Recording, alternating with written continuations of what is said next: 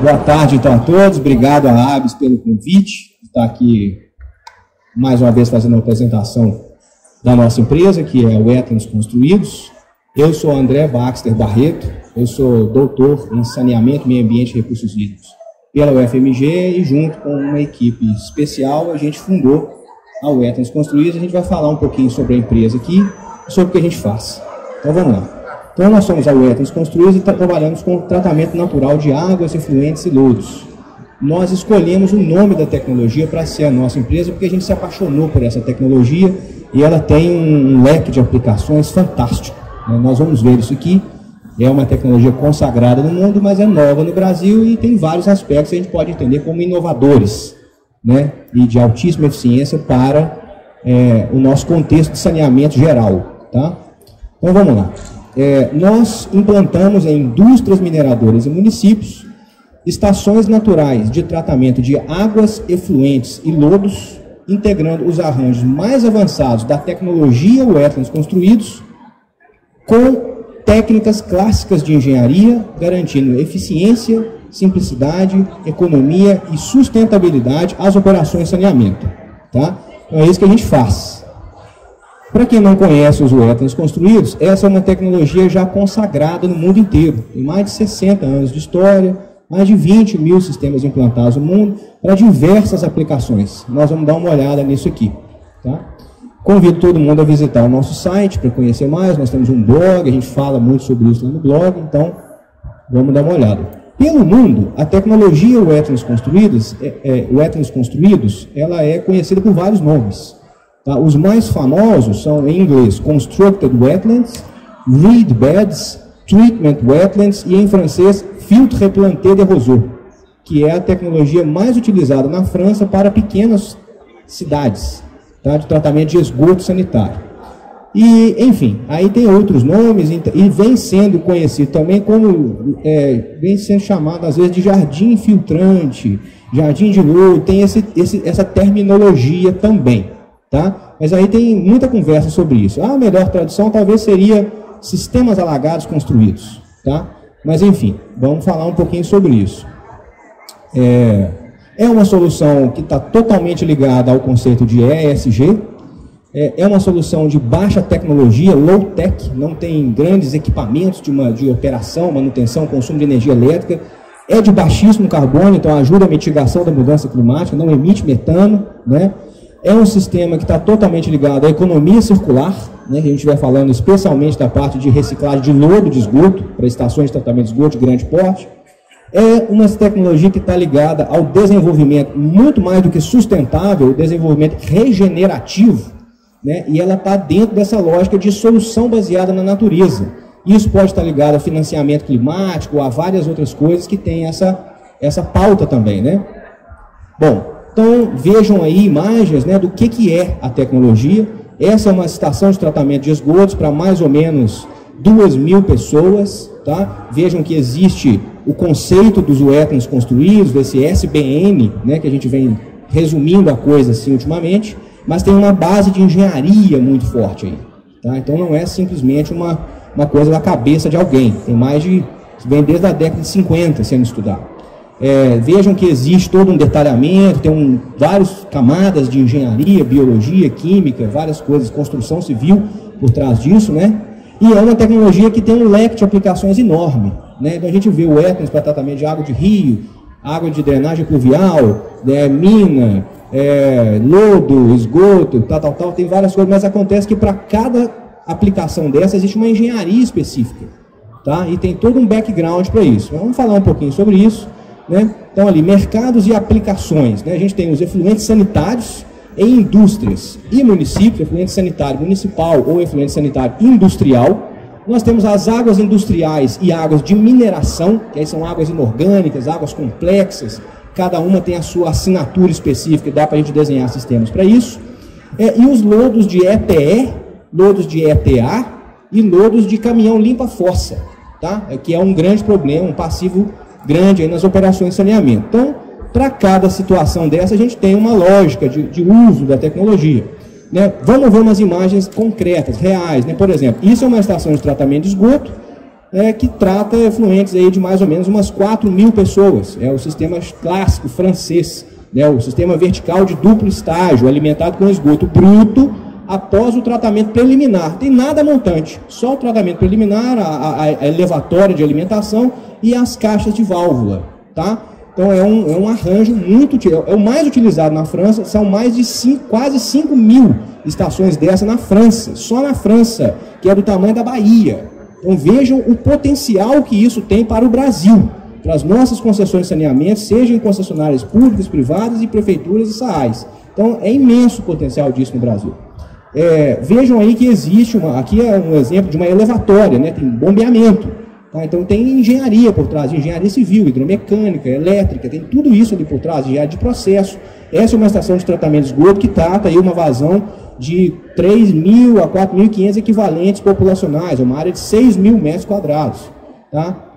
E eles alcançam uma concentração de DBO menor que 25 miligramas por litro e nitrificação, que é a remoção de amônio, total. Beleza? Então é total, com baixíssimo OPEX.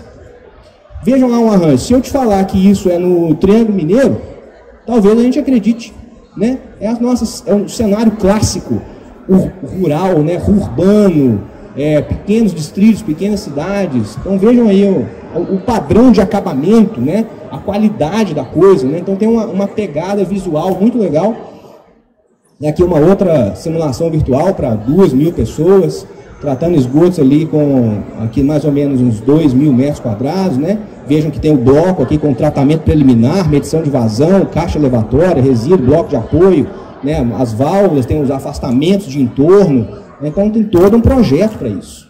Aí essa tecnologia é a única que eu conheço, nós estamos aqui no Congresso, é a única que eu conheço, que te permite fazer uma obra de arte, de paisagismo com a coisa. Não necessariamente você tem que fazer isso sempre, né, mas é uma possibilidade, e isso muda muito a visão do usuário, de quem é o cliente direto da ET. Né, você coloca isso numa comunidade, é diferente. Né, as pessoas vão ter um apreço maior pela coisa, né, não vão vandalizar a coisa. Né, então é o caminho mais ou menos por aí. Numa indústria, por exemplo, aqui, né, esse é um exemplo em escala, né, uma simulação virtual em escala para o tratamento de esgoto para 1.000 funcionários. Né? Vejam que não é nada exorbitante em termos de área, um sistema até compacto, né? Cabe, dá para fazer. Aqui um gráfico para mostrar que isso tem uma longa literatura a respeito disso, tá? É uma tecnologia consolidada, com dados de monitoramento, atende legislações muito mais restritivas do que as nossas, né? E é óbvio que quando há casos específicos, como remoção de fósforo para lançamento em lagos com parâmetro menor que 1 miligrama por litro, é claro que a gente tem que complementar, né? Então não é qualquer coisa que alcança isso. Mas vejam aí gráfico de DQO afluente e efluente de uma estação de tratamento operando ao longo de um ano inteiro, né? Então a estabilidade do sistema em atendimento à legislação, né? Muito confiável, né? Um padrão de confiabilidade estatístico, né? Uma água que alcança esse tipo de turbidez, né? Turbidez baixíssima, água praticamente transparente, né, com baixíssimo esforço, tá?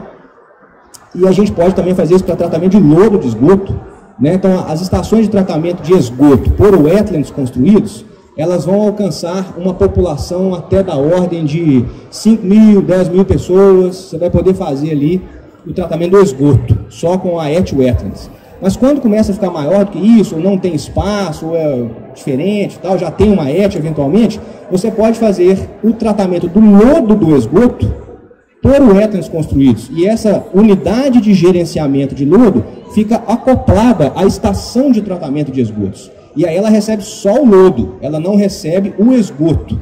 Tá? O compromisso aqui é apenas com a fase sólida. E aí a área é muito menor. Então, a gente tem trabalhos mostrando que as áreas das unidades de gerenciamento de lodo, para a maioria das ET brasileiras, é menor que 20.000 metros quadrados. E 20.000 metros quadrados para gerenciamento de lodo não é grandes coisas assim. Né? E a maioria vai estar abaixo disso. 10.000, 5.000 metros quadrados, você já resolve o problema. Esse aqui é uma UGL para 10.000 habitantes, né? Mais ou menos ali 2.000 metros quadrados, 3.000 metros quadrados de área ocupada, certo? recebendo uma vazão ali de 1.600 metros cúbicos dia, no caso a ET. E pode ser lodo ativado, pode ser o ASB, pode ser biofiltro aerado, qualquer lodo, tá? Desde que seja lodo biológico, beleza?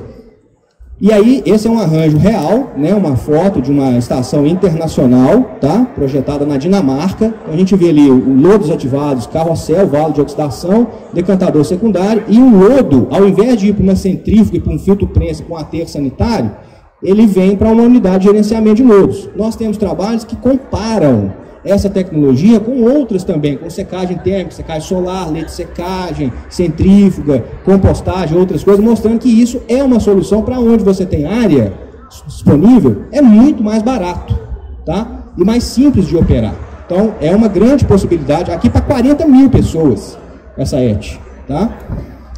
Aqui, lodo de ETA, é o maior projeto para tratamento de lodo de ETA do mundo. Então, é uma ETA que trata água para abastecer 2 milhões de pessoas, e ela recebe o lodo férrico, né? Então, todos esses leitos que vocês estão vendo aqui são de wetlands para desaguamento de lodo de ETA. É possível. Claro que quando você tem um lodo muito argiloso, você tem outras aplicações para esse lodo, né? Um tijolo, por exemplo. Agora, quando você tem um lodo vindo de um manancial com eutrofizado, que é mais lodo férrico, com alga, com material orgânico, pode fazer isso, né? E é mais em conta.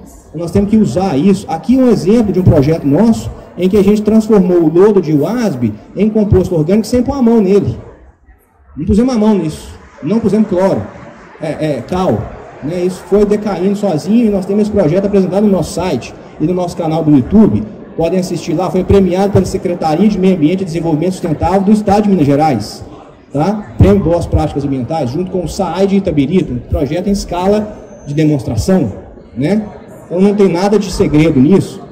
Aqui outros projetos de grande escala nos Estados Unidos, por exemplo, que também mostrando uma aplicação, você pode pegar a água de um rio, de um manancial de abastecimento, poluído, carregado, jogar ali dentro desse grande wetlands, né? Veja o tamanho disso, né? Para abastecer uma cidade com 2 milhões de pessoas.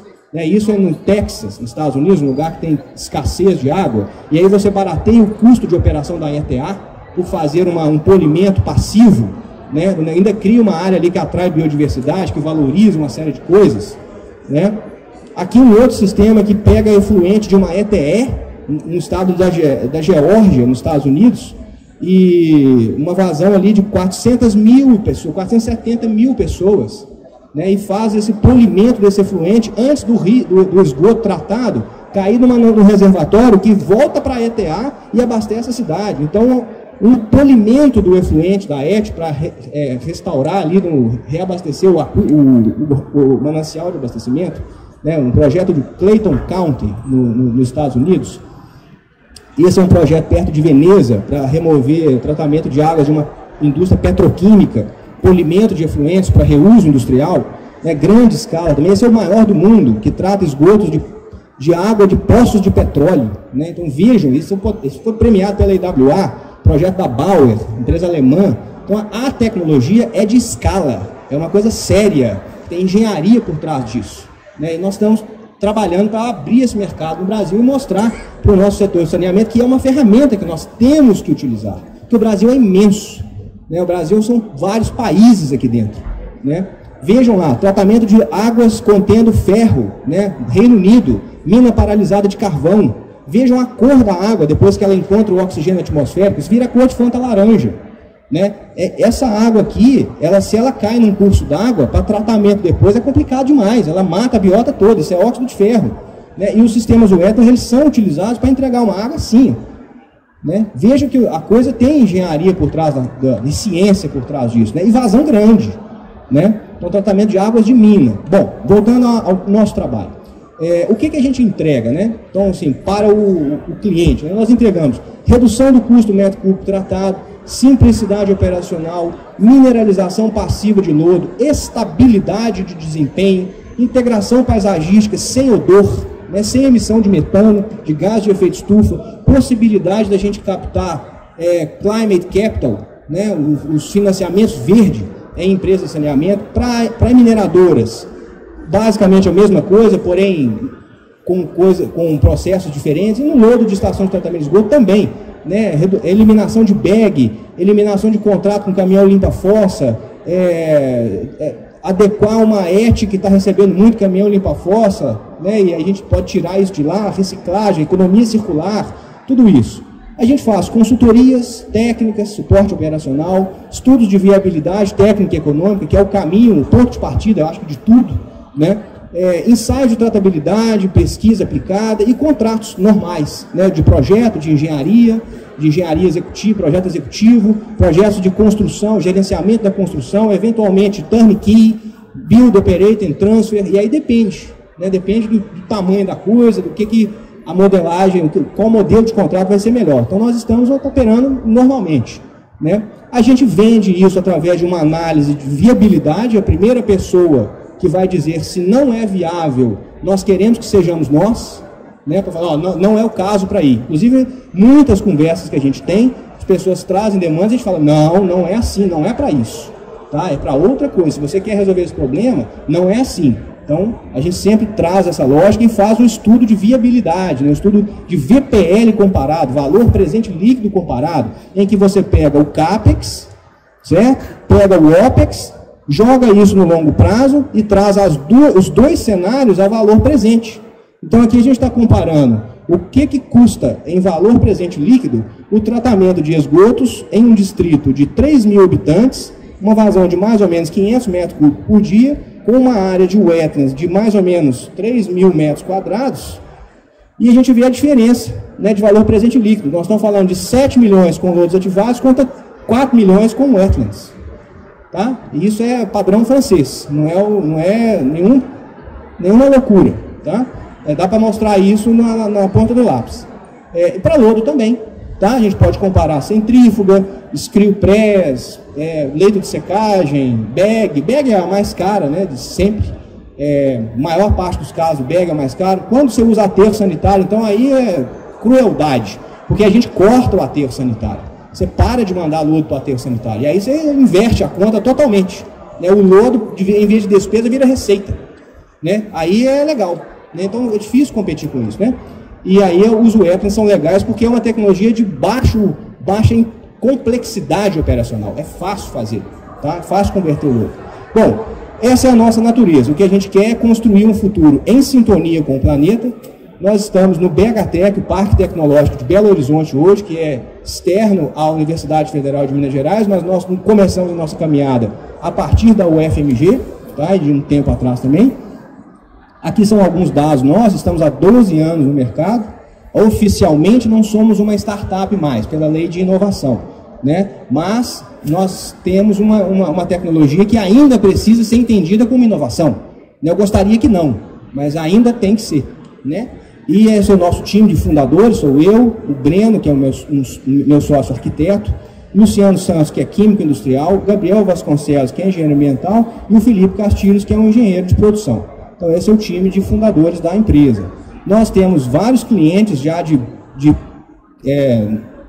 consagrados, né, como Nexa, Vale, Toyota, Embasa, CBMM, ArcelorMittal, SAAS, né, já operamos com SAAS, mineradoras, a Kazan é nossa cliente também, né? Então assim, temos já um histórico de uma cartela de clientes, né? E aí eu não vou tomar muito tempo com o nosso portfólio, não vou passar mais rápido e convido todo mundo a visitar o nosso site. Nós temos uma aba lá, portfólio. Quem quiser conhecer mais, visite, né? Conheça lá as nossas soluções. O maior complexo de wetlands construídos da América Latina é de nossa autoria, fica em Aripuanã, no Mato Grosso, um greenfield de mineração, né? Obra executada pela Andrade Gutierrez, para vocês verem o porte da coisa, né? Uma obra de grande porte, tá? Tratando águas complexas, águas inorgânicas de mineração. Tudo isso, apesar de ser uma solução natural, ela é totalmente monitorada, integrada com telemetria, com medição de vazão, painel solar, tem toda a tecnologia que pode ter. Então, sistema natural combinado com engenharia clássica, tá? Então vejam o padrão de acabamento, né? Uma obra com certos cuidados, né? De construção, com portas grandes, né? Vejam o tamanho das vazões, sistema para grandes vazões, o sistema para tratamento de lodo, aquele que foi premiado pela Secretaria de Meio Ambiente, né? Ali junto ao SAAI de Itabirito. Aqui tem um vídeo no YouTube, depois convido quem quiser assistir mais, dá uma olhada lá. as várias fases, né, do tratamento, da digestão do lodo, mineralização, e ele sendo removido, né, depois de um período de higienização passiva para ser reutilizado como composto orgânico, uma terra fofinha, né, muito interessante. Esse é um outro projeto que foi premiado também pela Secretaria de Meio Ambiente de Minas Gerais, só que um ano mais atrás, em 2018, projeto da Vale, produção de água para reuso. Mais um projeto nosso em mineradora, também produção de água para reuso, a turma lá no campo, né, esse tipo de água. Depois vocês convidam todo mundo a acessar lá. E a nossa solução para tratamento de lodo de caminhão limpa-fossa, beleza? Que é um arranjo bem legal também. Então é isso. Eu queria convidar todo mundo para a gente conversar mais, quem tiver interesse, estamos aí. Muito obrigado.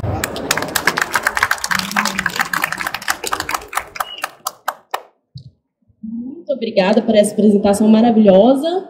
Alguém tem alguma pergunta?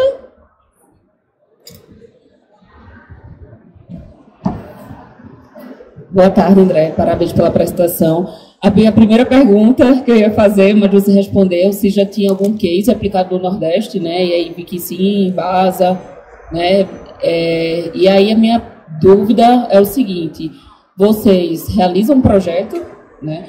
Vocês executam também a obra e toda essa questão do monitoramento são com vocês. E aí uma dúvida que eu fiquei foi sobre a questão das macrófitas. Como é que vocês escolhem, de acordo com a região? Queria saber um pouco mais. Eu sou Natália Bandeira e eu trabalho na Compesa. É a Companhia Pernambucana de Saneamento. Legal, obrigado, Natália. Então, sim, a gente pode... essa parte de como que a gente faz depende da nossa negociação. Né? Há casos em que a gente vai executar a obra, há casos em que existe uma empreiteira local e a gente pode supervisionar o trabalho da empreiteira. Então a gente não precisa de executar. Nós não somos uma empreiteira. A gente sempre trabalha com alguém que é empreiteiro associado. A gente entrega mais um know-how. Né? Então a parte operacional também. Se você tiver um operador, por exemplo, nós podemos fazer uma operação assistida e não necessariamente operar, até porque a demanda operacional é baixa. Tá? Em relação às plantas, a vegetação que recobre o sistema, nós temos muito material escrito sobre isso no site também. E esse é uma grande discussão, né? Porque as pessoas sempre perguntam, e as macrófitas, não vai contaminar, não tem não sei o quê. É uma grande discussão, né? E como é que escolhe também, né? A gente gosta de falar de 2 ou 3 abordagens, né? Uma abordagem ornamental, você vai escolher as espécies em função de um caráter estético, né? E aí você tem que cuidar dela como se ela fosse um jardim. Né? Há uma pegada mais agroeconômica em que você vai colocar um capim, né, uma espécie que vai produzir biomassa, você vai cortar aquilo, aí tem diversas espécies de capins que a gente pode escolher, né? E há uma espécie mais rústica, selvagem, né, que você vai dar uma primeira pedalada ali e depois vai deixar a coisa se colonizar e dominar. Quem for mais forte ganha, né? Tipo isso. Então tem essas 3 abordagens e aí o foco nosso é em vegetações de mais fácil manejo, né, de vegetações que deem menos trabalho para operar, tá? Mas a lógica é essa. Parabéns pela apresentação, falou com paixão. Na sua visão de 12 anos, um pouco mais, eu não memorizei, mas já tem uma estrada longa, qual é a maior barreira de adoção dessa tecnologia?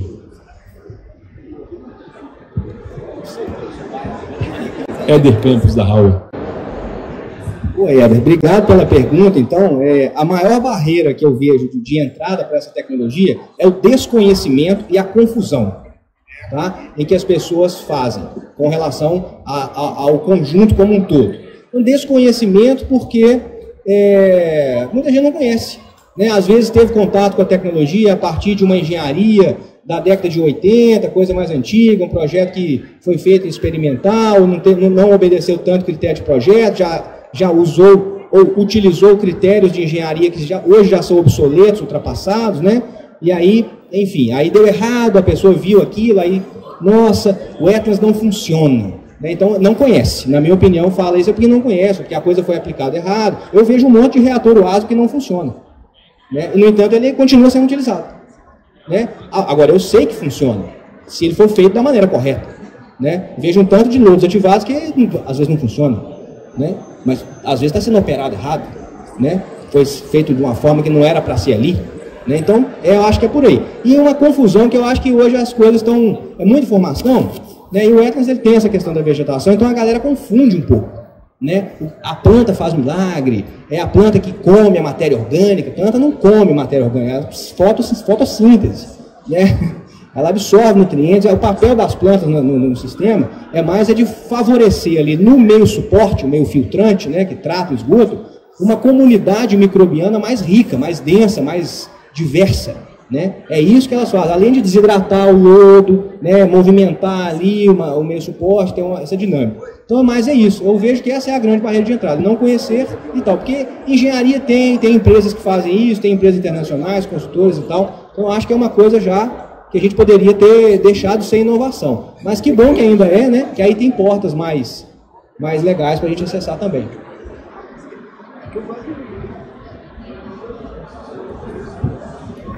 Eu queria perguntar sobre a manutenção, né? Como que é feita a manutenção, a capacitação do pessoal para operação, periodicidade, como que eu mantenho isso para durar em um longo tempo? Olha, então, vamos exemplificar através das estações de tratamento de efluentes. Tá? Então, aí as outras aplicações, aí é conversa longa, né? Mas em termos de estação de tratamento de efluentes, o que é a rotina de manutenção? Basicamente, é limpar o gradeamento, óbvio, toda estação de tratamento vai ter que limpar um gradeamento, né? Fazer ali uma manutenção eletromecânica no sistema de bombeamento, né? Em alguns casos dá para utilizar um sifão automático, mas aí a gente tem que ter uma topografia favorável para você alimentar a estação por gravidade, tá, com bateladas e tal, aí tem um conceito de funcionamento que eu não abri a caixinha aqui, mas tem, tá? Manutenção eletromecânica, tubulações, hidromecânica, né, digamos assim. Mais especificamente sobre o sistema, o modelo francês, né, o vertical alimentado com esgoto bruto em pulsos. Né, você tem que fazer um rodízio de alimentação dos leitos que estão em paralelo. Então é fechar um registro e abrir outro. Né, em resumo. Né, claro que quando o sistema ganha escalas maiores, aí nós temos algumas outras questões de válvulas, que aí a gente tem que ver, mas não é nada diferente do que a engenharia clássica, né? Então é basicamente isso. E a manutenção da vegetação, a gente pode fazer um corte trimestral, 2 vezes por ano, aí depende um pouco da vegetação, se ela obedece alguma daquelas diretrizes que a gente falou aqui. Agora, o que traz a maior simplicidade operacional, que eu acho que as pessoas dão muito pouca atenção a isso, é a gestão do lodo, sabe? Tratar esgotos é gerenciar bem lodo, porque a máquina que trata o esgoto num processo biológico de tratamento é a biomassa. E a gente tem que cuidar disso. Né? Esse negócio cresce. Isso tem que ter descarga de lodo. Então você tem que manter isso. Então se for um sistema anaeróbio com pós-tratamento, ele vai gerar um determinado lodo. Se for uma lagoa, ela vai acumular lodo. Se for lodos ativados, vai gerar lodo também. Esse sistema também gera lodo, só que ele seca o lodo e mineraliza esse lodo na superfície do meio suporte. Então é um lodo seco, que você vai remover ele a cada 10 anos, né, raspa ele com uma enxada, um palmo de terra fofa, que já é um material compostado, e isso não tem que ir para o aterro sanitário. Então, além de você trazer mais higiene ocupacional para a estação de tratamento, você simplifica demais, porque não tem descarte de lodo mensal, quinzenal, semanal, não tem recirculação de lodo, né, não tem essas coisas todas, e não tem odor também, que é uma coisa que é importante, né? Mas em termos de manutenção é isso, tá? E aí é um sistema que, obedecidos os critérios de projeto, ele não vai te deixar na mão, né? Haja vista o parque de wetlands construídos que tem na França. França, só para a gente lembrar desse número, França do tamanho da Bahia. Há na França mais wetlands construídos, operando, do que no Brasil inteiro nós temos ETs de qualquer tecnologia municipais. Nós temos pela ANA 3.800, mais de 5.000. Então, mais de 5.000 wetlands. No Brasil, são 4.000 ET. Vamos arredondar para cima. 4.000 ET. Brasil e França.